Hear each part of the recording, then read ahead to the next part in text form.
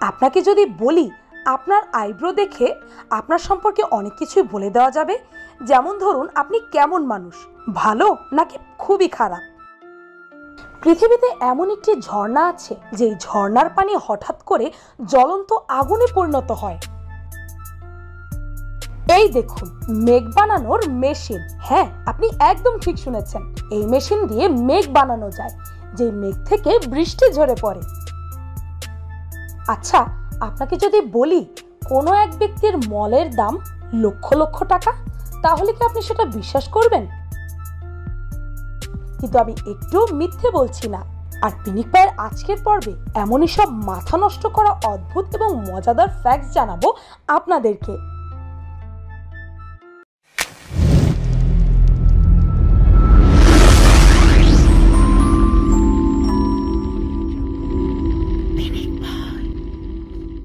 Number 1, সবচেয়ে দামি মল। আমি যদি আপনাদেরকে বলি যে টিনের কৌটোর ভেতরে কারো মল ভরে বিক্রি করা হয়, আপনি কি সেটা বিশ্বাস করবেন? অনেকেই হয়তো শুনে বমি করে দেবেন, কিন্তু ঘটনাটা একদমই সত্যি। আর এই মল ভর্তি কৌটো কেই বা কিনে থাকে? নিশ্চয়ই মনে প্রশ্ন জেগেছে। 1961 সালে মিলানের একটি শহরে এই ধরনের টয়লেটে ভর্তি একটি ক্যান নিলামে উঠেছিল, আর সেই ক্যানটিকে ইংল্যান্ডের এক ব্যক্তি 2,75,000 ইউরো দিয়ে কিনে নিয়েছিলেন। হ্যাঁ, আপনি একদম ঠিক শুনছেন। তবে এই কৌটো কোন মহৎ ব্যক্তি বানিয়েছিলেন? তিনি হচ্ছেন ইটালিয়ান আর্টিস্ট পিয়েরো ম্যানজনি। 1961 সালে তিনি 90টি এরকম টিনের কৌটো বানিয়েছিলেন, এবং সেই কৌটোর মধ্যে তিনি যেসব শিল্পীদের খুব কাছের মানুষ ছিলেন তাদের প্রত্যেকের মল স্টোর করেছিলেন। এর পেছনে কারণ জানতে চান? কারণটা হচ্ছে তিনি মনে করেন শিল্পীদের যে কোনো জিনিসই তার ফ্যানরা কাছে রাখতে চাইবে, আর এভাবে ফ্যানরা শিল্পীদের সাথে অনেক বেশি ভালো সম্পর্ক তৈরি করতে পারবে। অর্থাৎ ইন্টিমেসি বাড়ানোর জন্য তিনি এমনটা করেছিলেন। ইটালিয়ান, ইংলিশ, জার্মান এই সব ভাষায় তিনি আর্টিস্ট শিপ নামে টিনের কৌটোগুলো বিক্রি করতেন। ভাবা যায়। নাম্বার 2, বৃষ্টি বানানোর মেশিন। মেঘ থেকে বৃষ্টি হয়, এটা একদমই একটি প্রাকৃতিক ঘটনা।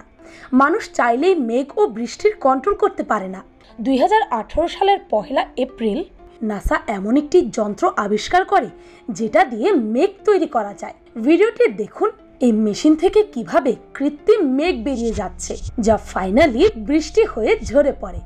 আপনার মনে প্রশ্ন জাগতে পারে, তাহলে এই মেশিন কেন এখনো বাজারে আসেনি? তো চলুন জেনে নেই এর পেছনের কাহিনী। এই মেশিনটি আসলে বৃষ্টি বানানোর মেশিন নয়, এটা মূলত নাসার রকেট ইঞ্জিন।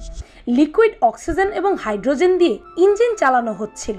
মূলত ইঞ্জিনের পরীক্ষা চলছিল, তখন ঠিক মোটা মোটা ধোঁয়া বের হয়, যেটা দেখতে একদম মেঘের মতো ছিল।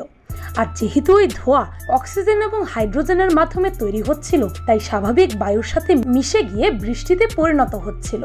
মূলত এটা আসলে কোনো বৃষ্টি তৈরির মেশিন নয়।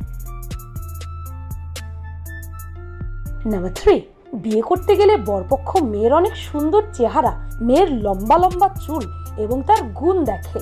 একদম চলছে না এমন কোনো মেয়েকে কোনো ব্যক্তি বিয়ে করতে চান না।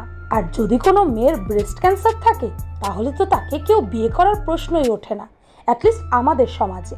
কিন্তু ইন্টারনেটে এমনই এক বিবাহিত দম্পতির ছবি ভাইরাল হয়েছে, যেখানে মেয়েটি অর্থাৎ কনের মাথায় কোনো চুল নেই। মেয়েটির নাম হচ্ছে বৈষ্ণবী পুবনেন্দ্রন। ইনস্টাগ্রামে যাকে সবাই নবীন্দ্রন পিল্লে বলে চেনেন, তিনি একজন ভালো ডান্সার ছিলেন।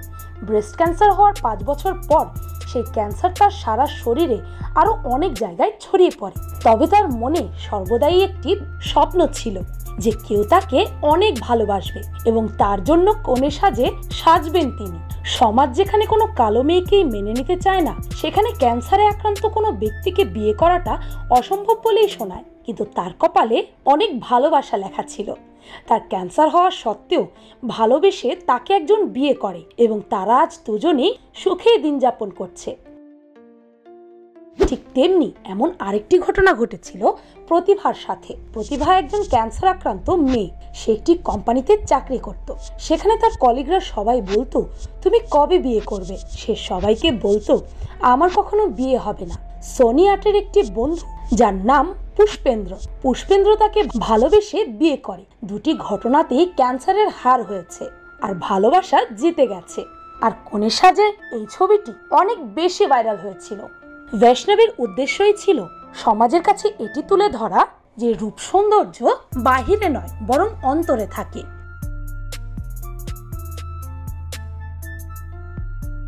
নাম্বার 4, সাপ। আমরা বিভিন্ন সাপের মুভিতে দেখে থাকি সাপুরেরা নাগ অথবা নাগিনের যদি কখনো ক্ষতি করে তাহলে তাদের মধ্যে যে কেউ একজন এসে সেটার প্রতিশোধ নেয়। কিন্তু মজার ব্যাপার হচ্ছে সাপ কখনো মানুষের রূপান্তরিত হতে পারে না এবং সে কখনোই প্রতিশোধ নিতে পারে না, কেননা সাপের কোনো স্মৃতিশক্তিই নেই যে তারা এসে যে ব্যক্তি তাকে ক্ষতি করেছিল সেই ব্যক্তিকে মনে রেখে কামড়াবে। আরো একটা মজার কথা হচ্ছে সাপ কিন্তু কানে শুনতে পায় না, কেননা সাপের কোনো শ্রবণ শক্তিও নেই। সাপ মাঝে মাঝে জিভ বের করে এবং শরীরের মাধ্যমে শব্দ তৈরি করে সাধারণত আশেপাশের জিনিসের দূরত্ব ইত্যাদি ভাইব্রেশনের মাধ্যমে অনুভব করে থাকে। তাহলে সাপুরেরা যেসব বিন বাজায় সেগুলো শুনে সাপ কি আসলেই নাচে? উত্তর হচ্ছে একদম না, কেননা সাপ যেহেতু শুনতেই পায় না তাই তারা বিনের শব্দ শুনে নাচবে কি করে? তাহলে জিজ্ঞেস করতে পারেন বিনের শব্দ শুনে অনেক সাপুরেই তো সাপের নাচ দেখায়, সেটা কি করে? আসলে সাপের দৃষ্টিশক্তিও আবছা। সাপের চোখের সামনে কিছু ধরা হলে সেটি সে ঘোলা দেখে, আর একটি সাপুরে যখন বিনটিকে তার ঘোলা চোখের সামনে নাড়াতে থাকে তখন সে না কিছু শুনতে পায় আর না স্পষ্টভাবে দেখতে পায়। তাই সাপেদের ব্রেন কনফিউজড হয়ে যায় আর তারা এভাবে নড়তে থাকে। সেটাকেই আমরা নাচ বলে ধরে নিই।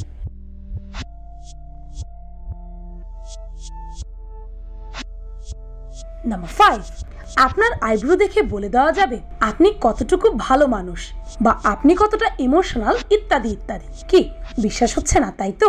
আমি একটুও বানিয়ে বলছি না। চীনের ফেস রিডিং টেকনোলজি থেকে জানা যায় যে মানুষের আইব্রো দিয়ে তার অনেক কিছু জানা যেতে পারে। এক একজন মানুষের আইব্রো এক এক রকম হয়, তাই তাদের আগ্রহ দেখে তারা কতটুকু শান্ত, ভদ্র বা রাগী তা জানা যায়। যাদের আইব্রো সোজা হয় তারা অনেক বেশি লজিক্যাল হয়, যেমন মাধুরী দীক্ষিত, যার আইব্রো সোজা এবং সে অনেক বেশি লজিক্যাল। আর যাদের আইব্রো একটু বাঁকা ধরনের তারা অনেক বেশি রাগী হয়ে থাকে। আর যাদের আইব্রো গোলাকার তারা অনেক পরোপকারী হয়ে থাকে। নিজের জীবন বাজি রেখে তারা অন্যদেরকে সাহায্য করে। যাদের আইব্রো খুব ছোট তারা একদম সোজা সাপটা কথা বলতে পছন্দ করে। ভালো বা খারাপ সেগুলো আপনার মুখের সামনে বলে দেবে। এগুলো কিন্তু আপনি বিশ্বাস করেন আর না করেন, এই সমস্ত তথ্য অনেকগুলো সার্ভের পর একত্রিত করা হয়েছে।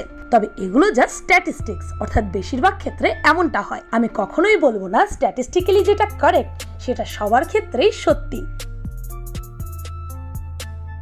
নাম্বার 6, কুকুরের স্যালারি। আপনি কি বিশ্বাস করবেন কোন একটি মুভিতে একটি কুকুর অভিনয় করেছিল? তার থেকে বড় কথা হচ্ছে সেই কুকুরটিকে সেই মুভির অ্যাক্টরদের থেকেও অনেক বেশি পারিশ্রমিক দেওয়া হয়েছিল। 1952 সালে নির্মিত দ্য উইজার্ড অফ দ্য ওজ মুভিতে একটি কুকুর অভিনয় করেছিল। টোটো নামক কুকুরটি পারিশ্রমিক ছিল প্রতি সপ্তাহে $125, বাংলাদেশের প্রায় 11,000 টাকা। ওই মুভিতে আরো যারা অভিনয় করত তাদের চেয়েও অনেক বেশি পারিশ্রমিক ছিল এই কুকুরটির। শুনতে অনেকটা অদ্ভুত লাগলেও আসলে এটাই সত্যি। যেখানে 10 থেকে 12,000 টাকা ইনকাম করতে মানুষের আজকাল ঘাম ঝরে যায়, সেখানে একটি কুকুর অভিনয় করে এত টাকা ইনকাম করে ফেলে। দারুণ তো। নাম্বার 7, মুভিতে হয়তো আপনারা দেখে থাকবেন নানা ধরনের ভূত পেতনি নিজেদের মাথা 360 ডিগ্রি ঘোরাতে পারে, কিন্তু কোনো মানুষকে তাদের মাথা সামনে থেকে পেছনে ঘোরাতে দেখেছেন? কিভাবে পারবে? সামনে থেকে পেছনে মাথা ঘোরাতে গেলে তার ঘাড় ভেঙে সে মারা যাবে। জার্মানির মার্টিন লরেলো নামক এক ব্যক্তি তার মাথা 180 ডিগ্রি পর্যন্ত ঘোরাতে পারে। ভয় পাবেন না, আসল ব্যাপারটা বলছি আপনাদেরকে। মার্টিন শিশুকালেই টুইস্টেড স্পাইন নিয়ে জন্মগ্রহণ করেছিল। তার এই রোগটিকে তিনি নিজের অসাধারণ ক্ষমতায় পরিণত করেছেন, যার ফলে বিভিন্ন ধরনের সার্কাস এবং টিভি শোতে তাকে ভাড়া করে নেওয়া হতো। সবাই যখন তাকে জিজ্ঞেস করে সে কিভাবে এমনটা করতে পারে, তখন তার উত্তর শুনে সবাই অবাক হয়ে যায়। যদিও তার একটি শারীরিক সমস্যা ছিল, তবে সে 3 বছর পর্যন্ত প্র্যাকটিস করে সামনে থেকে তার মাথা পেছনের দিকে আনতে সক্ষম হয়। সে তার ঘাড়কে টোটাল 180 ডিগ্রি পর্যন্ত ঘোরাতে পারত। নাম্বার 8, বছরের কোনো এক সময় অনেক সুন্দর একটি ঝর্ণা ফুটন্ত লাভায় পরিণত হয়। আপনি কি সেটা বিশ্বাস করবেন? ঝর্ণার পানি কি হঠাৎ করে জ্বলন্ত আগুনে পরিণত হতে পারে? ক্যালিফোর্নিয়ার ইসোমেটি নামক অঞ্চলের একটি ঝর্ণা বছরের একটি নির্দিষ্ট সময় হঠাৎ করেই জ্বলন্ত আগুনে রূপান্তরিত হয়। শীতকাল এবং বসন্তকালের শুরুর দিকে এখানে অনেক বেশি বরফ জমে, তখন অনেক বৃষ্টি এবং তুষারপাত হতে থাকে, আকাশ অনেক বেশি পরিচ্ছন্ন থাকে এবং তখন সূর্যের তীব্র লাল রঙের আলো সেই ঝর্ণার পানির ওপর পড়ে, যার ফলে মনে হয় যেন ঝর্ণার পানি লাল রঙের লাভা হয়ে নিচে গড়িয়ে পড়ছে। নাম্বার 9, আপনারা হয়তো আমির খানের গজনি বা মেমেন্টো মুভিটি দেখে থাকবেন, যেখানে নায়ক কোনো কিছুই মনে রাখতে পারে না। বাস্তব জীবনেও কিন্তু এমন ঘটনা রয়েছে। হলিউডের বিখ্যাত নায়ক ব্র্যাড পিট এমনই এক ধরনের রোগে আক্রান্ত, যে কোনো মানুষের চেহারা তিনি মনে রাখতে পারেন না। সে নিজেই তার একটি ইন্টারভিউতে এই কথা স্বীকার করেছেন। এই রোগকে ইংরেজিতে প্রোসোপেগনেশিয়া বলা হয়। আমাদের ব্রেইনের পিসিফর্ম গাইরোসের ডিসফাংশনের কারণে এমন রোগ হয়ে থাকে, অর্থাৎ যখন কোনো ব্যক্তিকে আমরা দেখে কয়েকদিন পর সেই ব্যক্তিকেই ভুলে যাই, তখন সেটা এই রোগের কারণে হয়ে থাকে। Number 10, cyclone. সাইক্লোন বা ঘূর্ণিঝড় আসলে শুধুমাত্র ঝড় দিয়েই হয় না। বৃষ্টি, বজ্রপাত এবং দমকা হওয়ার সমন্বয়ে ঘূর্ণিঝড় গঠিত হয়। মূলত বাতাস প্রচন্ড বেগে সবকিছু নিয়ে ঘুরতে থাকে, সেই জন্য এর নাম ঘূর্ণিঝড়। মূলত আমাদের বায়ুমণ্ডলে একটা নির্দিষ্ট পরিমাণ বায়ুর চাপ থাকে সবসময়। কখনো যদি কোনো একটি জায়গায় বায়ুর চাপ কমে যায়, তাহলে প্রবল বেগে সেই শূন্যস্থান অন্য জায়গায় বায়ু এসে পূরণ করে, আর এভাবেই মূলত ঘূর্ণিঝড় সৃষ্টি হয়। এসবের অনেকাংশের জন্য আমরাই কম বেশি দায়ী। নির্বিচারে গাছ কাটা এবং বায়ু দূষণের ফলে নানা ধরনের প্রাকৃতিক দুর্যোগ ঘটে থাকে। তাই আমাদের উচিত বেশি বেশি গাছ লাগানো এবং আমাদের পরিবেশকে রক্ষা করা।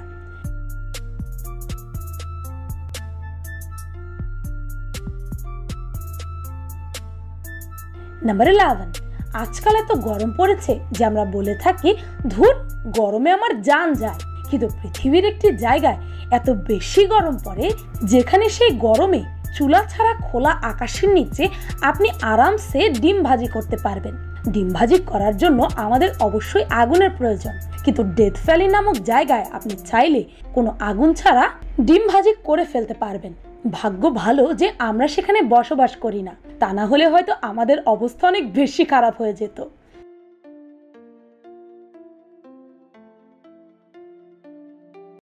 বোনাস ফ্যাক্ট, প্রত্নতত্ত্ববিদরা এই 5700 বছর পুরনো চুইংগামটি খুঁজে পেয়েছিল, তাও আবার ডেনমার্কের একটি ছোট্ট গ্রামে। আর এই চুইংগামটি বালি এবং মাটির নিচে থাকার কারণে খুব ভালোভাবে সংরক্ষিত ছিল। আর আপনি জানলে অত্যন্ত অবাক হবেন, স্ক্রিনে এই যে মেয়েটিকে দেখতে পাচ্ছেন, এই মেয়েটি এই চুইংগামটিকে 5700 বছর আগে চিবিয়েছিল। আর এই চুইংগামের অবশিষ্টাংশে লেগে থাকা মেয়েটির লালা থেকে এই মেয়েটির সম্পূর্ণ একটি স্ট্রাকচার কম্পিউটারের মাধ্যমে বানিয়ে ফেলা হয়েছে। জাস্ট ভাবতে পারছেন? পৃথিবীর যে কোনো অদ্ভুত তথ্য জানতে বরাবরের মতো আমাদের সবারই ভালো লাগে। কিছু কিছু ফ্যাক্টস আমাদেরকে অনেক বেশি অবাক করে দেয়, আবার কিছু কিছু ফ্যাক্টস থাকে যেগুলো দেখে আমরা নিজেদেরকে বিশ্বাস করাতে পারি না। আপনাদের সামনে এমন মজার মজার ফ্যাক্টস নিয়ে আমরা প্রতিনিয়তই হাজির হব। যদি আপনারা চান, কিভাবে জানাবেন? কমেন্টের মাধ্যমে। ভিডিওটি ভালো লাগলে আপনার ফ্রেন্ডস এন্ড ফ্যামিলির সাথে শেয়ার করতে পারেন। আর পিনিক পাই চ্যানেলটিকে সাবস্ক্রাইব করে বেল আইকনে অল নোটিফিকেশনস অন করতে ভুলবেন না যেন। শুধুমাত্র এভাবেই পিনিক পাইয়ের প্রতিটি ভিডিওর নোটিফিকেশন আপনার কাছে পৌঁছে যাবে। আমি ফাল্গুনি, আজকের মতো পর্যন্তই। দেখা হচ্ছে পরের ভিডিওতে।